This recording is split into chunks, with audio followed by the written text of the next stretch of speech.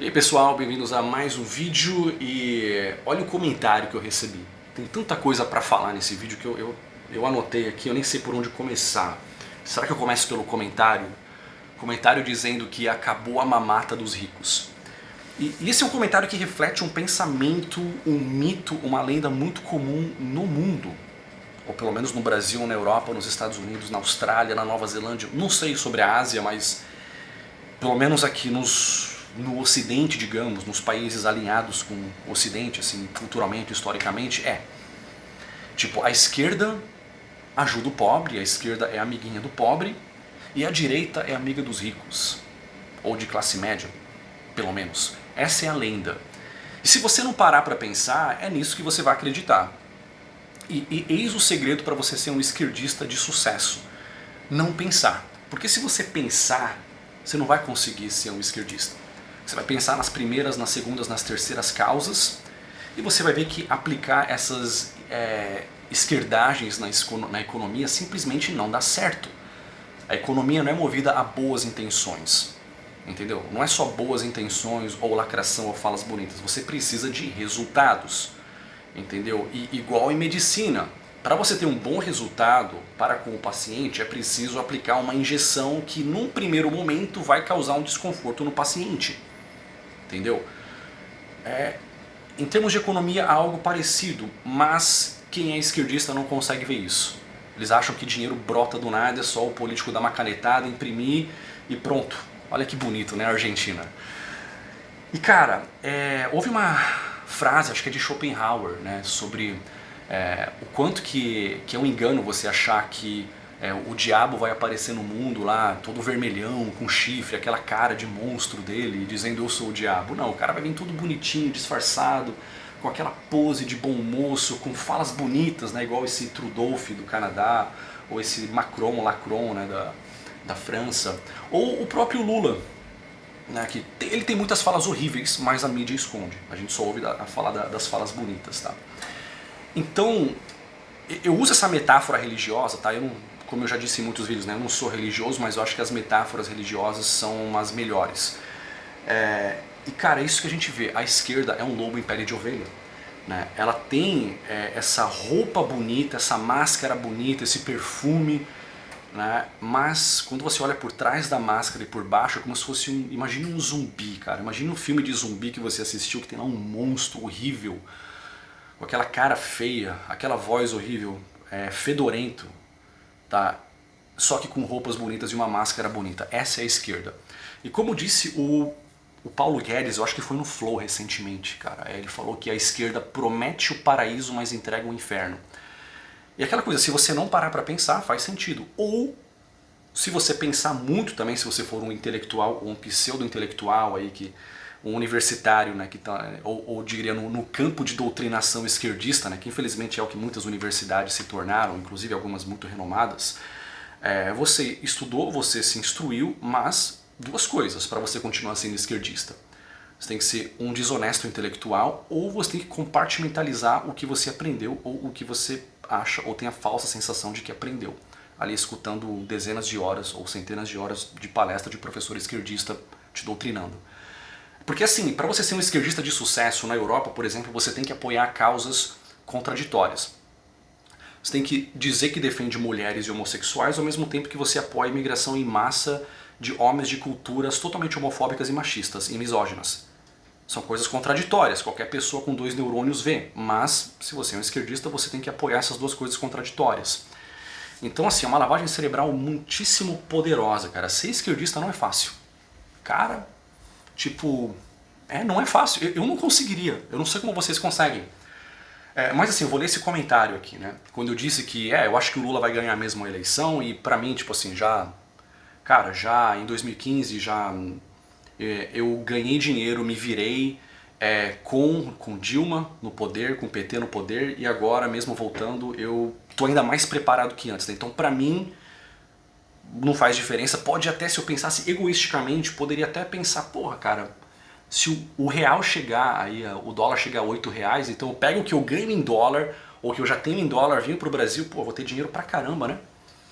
Se eu fosse egoísta, poderia até pensar assim, poderia até me beneficiar, mas pensando no Brasil, pensando no mundo, isso seria péssimo, horrível. E eu falei que, né, seria, como eu disse, seria péssimo, e alguém comentou dizendo, né, que mimimi, Boá, tá chorando, né, porque acabou a mamata dos ricos. E cara, e tá aí o comentário que reflete, né, esse mito no qual muitos acreditam. E aí eu respondi, né, dizendo, peraí, Windows, pô, sai da frente aí, cara, peraí que o comentário saiu aí, eu não quero editar esse vídeo não. Tá aqui em algum lugar, já vou pegar aqui, não é esse aqui, peraí, dificuldades técnicas aqui, não, também não é esse aqui, esse aqui. Eu respondi, a elite nacional e mundial é socialista. E é irônico, cara, mas o capitalismo é bom para quem é pobre, para quem precisa de competição, de livre concorrência, para quem quer competir, subir e tal.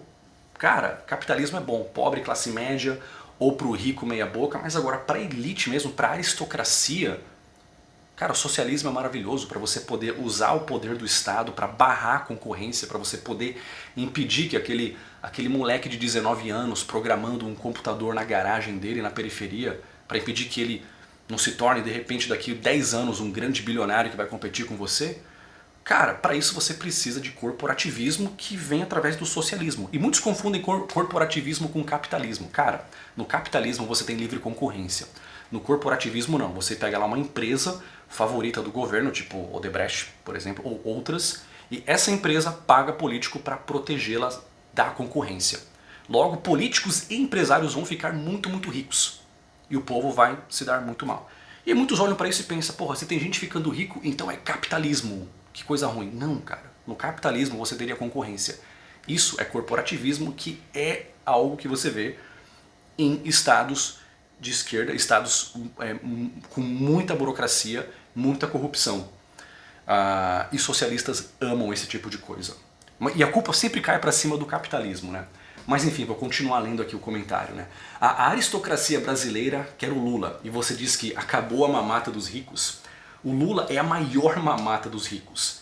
E a Globo, ela voltará a ter seus bilhões, as ONGs voltarão a parasitar e a elite mundial poderá parasitar a Amazônia. Porque é isso que acontecia, né? Essas ONGs fakes. Meio ambiente é importante, mas cara, isso é uma questão muito mal utilizada e parasitada, e essas ONGs fakes. Bolsonaro que acabou com a mamata desses bilionários, entendeu? Ou seja, mas com Lula eles tinham a mamata e vão voltar a ter. Então, cara, mais uma vez mamata para os ricos providenciada pelo Lula. Onde que eu parei? E tudo isso enquanto alienados como você acham que eles vão dividir os bilhões com você. Lembre-se, são eles que dizem que em 2030 você, pobre, não possuirá nada e será feliz, enquanto eles, a elite, possuirão tudo. E cara, vocês já viram a Agenda 2030, eu já fiz um vídeo sobre isso. E cara, isso está acontecendo, certo? E é aberto, já foi conspiração um dia, hoje está lá no site do Fórum Econômico Mundial e no canal deles. E nessa agenda, basicamente assim, todos os produtos serão serviços, você não possuirá nada. Mas cara, se você não possui nada, quem que possui tudo? E aí você vê, eles falam também da Stakeholder Economy, que é um nome bonito para socialismo, ou que as empresas têm que ter uma causa, têm que ter uma função social. E mais uma vez, nomes bonitos para esconder políticas socialistas. Você vai ter grandes corporações defendidas pelo Estado, uma aristocracia socialista, e um povo burro, pobre, alienado, sofrendo censura, não vai poder falar nada contra o sistema, usando produtos como serviços. Você não possuirá nada, mas será feliz, não se preocupe. E cara, de onde que vem a mamata? Quem é que está providenciando essa mamata? Entendeu? Eu acho que não é bem o Bolsonaro, porque ele vai contra toda essa agenda globalista.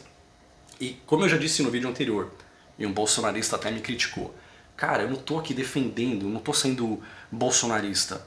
Eu já critiquei muito o Bolsonaro, mas entre ele e o Lula, cara, a escolha é óbvia. De longe, o Lula é muito, muito, muito pior.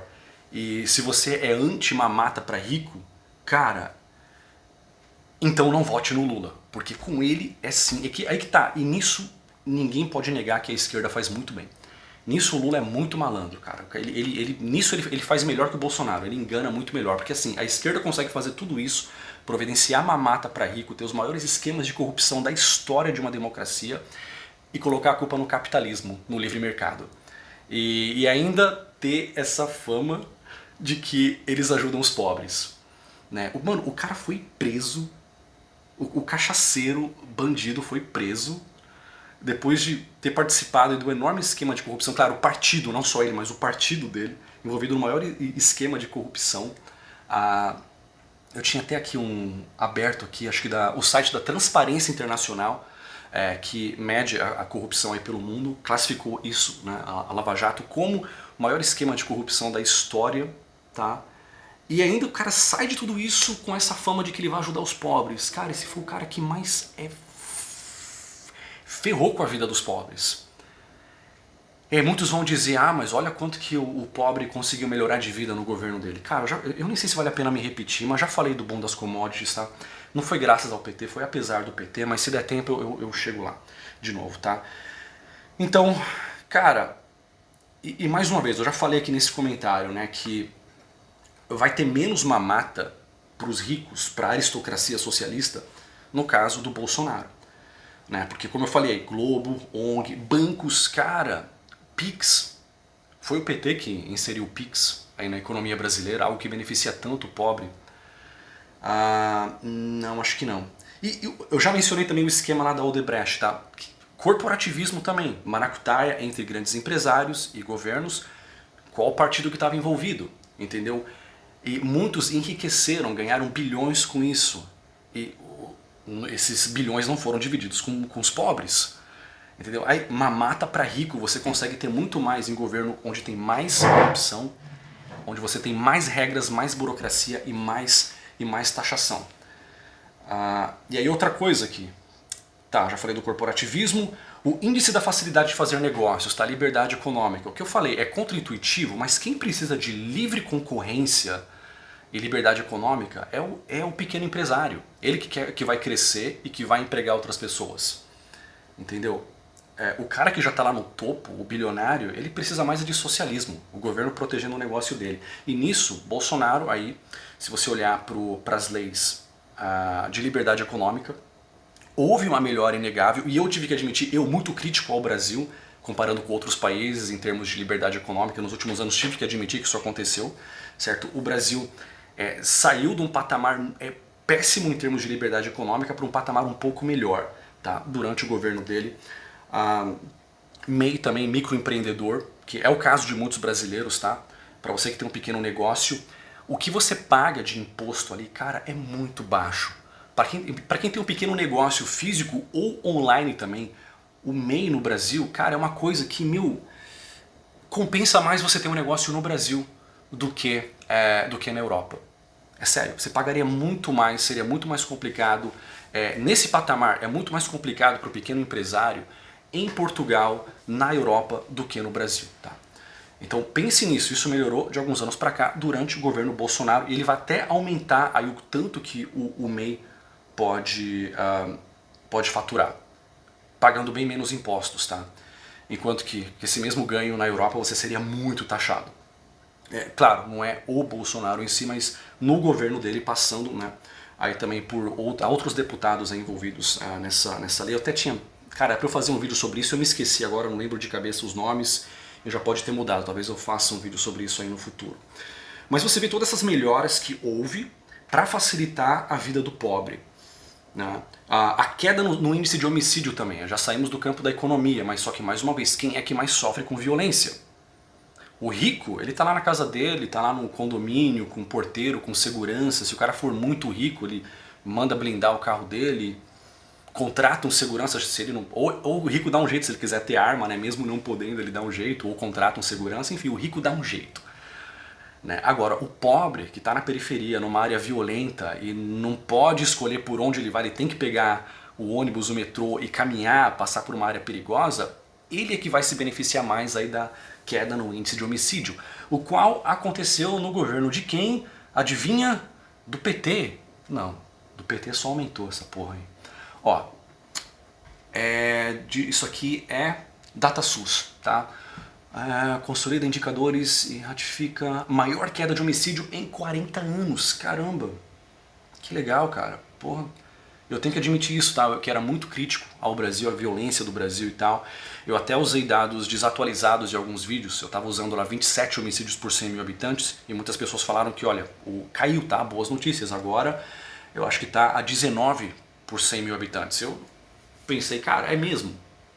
Eu até fui cético quanto a isso, tá? Porque é uma queda muito abrupta.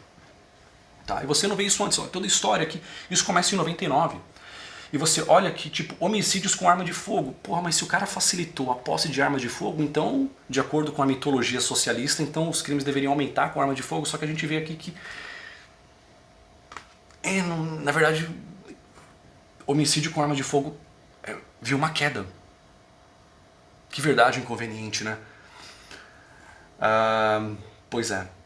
E a gente vê aqui uma queda abrupta aqui no índice de homicídio. Caiu de quase 30 por 100 mil habitantes para 19 por 100 mil habitantes. Assim, uma queda aí de... Eu acho que eu vi um número exato aqui. Eu pensei que era 30%, mas era, acho que é 25%. Enfim, uma queda considerável. Ou seja, mais e mais brasileiros deixaram de ser assaltado e levar um tiro e morrer aí nos últimos anos. Estatisticamente, sim, é isso que aconteceu. Ou que não aconteceu. Muitos de vocês aí vendo esse vídeo agora... Estatisticamente, se nada mudasse desde 2017, alguns de vocês não estariam mais vendo esse vídeo, porque vocês teriam, infelizmente, entrado para essas estatísticas. Talvez até eu, quem sabe. Não tenho como saber, né? Aí muitos vão dizer, mas no governo PT isso aconteceu também. Deixa eu ver aqui, 2003, estamos aqui em 2003. Sim, houve uma pequena queda, olha aí. Vamos ser justos, houve aqui uma pequena queda no índice de homicídio durante o governo PT, mas depois uma queda bem pequena, tá? E aí estabilizou. Aí depois, 2007 para 2008 só aumentou e subiu e explodiu. Aqui já estamos em 2013 explodindo, 2014 absurdo, né? E o negócio vai até 2017 e depois começa a cair um pouco. E aí em 2019 é que a gente vê essa queda. Então aí, quem é que mais se beneficia com isso? É o pobre, né? É o pobre. E o que mais eu tenho para falar aqui? Aí tá, aquilo que eu já repeti aqui em alguns vídeos, tá? Muitos vão dizer que, pô, mas o PT ajudou as pessoas a saírem da pobreza, né? Olha só, se você olhar para esse gráfico, eu já mostrei aqui em alguns vídeos, as pessoas falaram, tá vendo? Isso prova que, pô, o PT ajudou o Brasil, né? Se você olhar para esse gráfico aqui. Né? Dá pra ver que tem umas roupinhas no varal ali, na verdade são só fronhas de travesseiros. Não tem nada comprometedor ali. Mas, ó, olhando para esse gráfico aqui, 2002... né, até agora, 2020. O que a gente vê aqui? Ó, Argentina, Chile e Brasil. Cara, você vê que o Brasil começou praticamente junto, ó, com o Chile e a Argentina. O Brasil estava um pouquinho atrás, cara, pouca coisa atrás, tá? Isso aqui é a paridade do poder de compra, tá? Não é o PIB nominal, porque isso aqui realmente reflete o quanto que o cidadão viu um aumento ou uma queda no seu poder de compra. A gente vê que apesar de começar pouquinha coisa atrás, a distância entre o Brasil, Argentina e Chile só foi diminuindo. Por que eu estou citando Argentina e Chile? Porque eles também foram beneficiados pelo boom das commodities. Ou seja, se tivesse um governo competente nessa época no Brasil, cara, o Brasil teria ou igualado aqui com Chile e Argentina ou passado. Entendeu? Na verdade, foi um mau governo.